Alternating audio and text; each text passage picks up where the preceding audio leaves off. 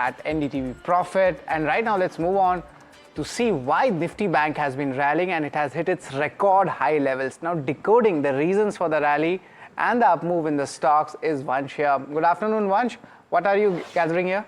Well, thank you for that, Sharad. So yes, we have seen a spectacular rally from the Bank Nifty that has come in. In fact, if you look at the performance of Bank Nifty in comparison to the benchmark Nifty, what we have seen is the outperformance across the 10 years. We have seen Bank Nifty outperforming the Nifty. Also, if you look at a 1 year basis, we have seen run up of about 12% on Bank Nifty versus a mild 4% run up on Nifty as well.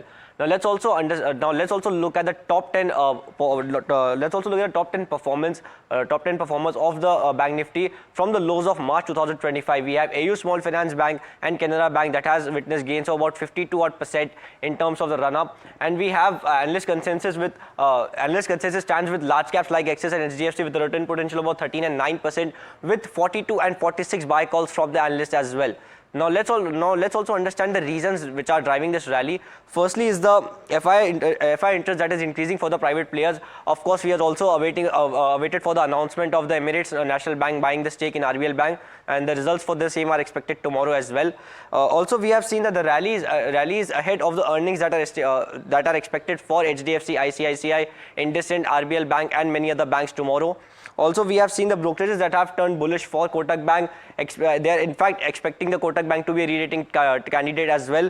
Lastly, if you look at the medium-term technical setup, it also remains bullish for SBI and PSU banks as well. And lastly, if we look at the institutional interest, it's also on the verge of rising for all of the banks as well. This is what the overall picture is looking like for the entire Bank Nifty as well.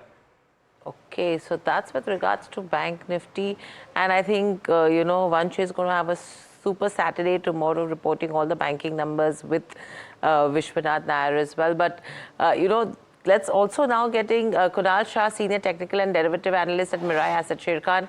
Kunal, welcome to NDTV Profit and wishing you a happy Diwali in advance. How are you looking at this entire setup when it comes to the rally we are seeing in banking majors today? And clearly, it's the private banking space which is leading the up move. The pressure does continue on the PSU space, where you are seeing profit booking that's coming in after that rally that has already happened. What should the strategy be, and any topics on Bank Nifty? Good afternoon. Good afternoon to everyone. Firstly, happy Diwali and happy Dhanteras to everyone. So again, what we have seen in the markets here, the rally, what we saw from 24,600 towards this mark of 25,700, 800, this has been purely led by the large caps. And you will see the index continuously making a new high on the upside. And we are positionally bullish on the index, where we expect the short-term target of 26,200 to be achieved on the upside.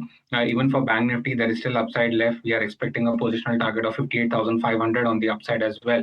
So I think these are still there is upside left for the markets on a short-term perspective. Bank Nifty is one which was underperforming earlier, and now it has been outperforming. So earlier it was only the PSU banks who were participating. Post the RBI policy, you got the participation from the private banks as well. And that is where the double booster came in for Bank Nifty, and you are seeing the outperformance continuing.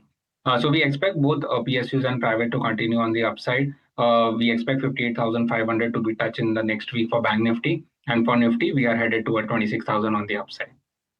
Yes,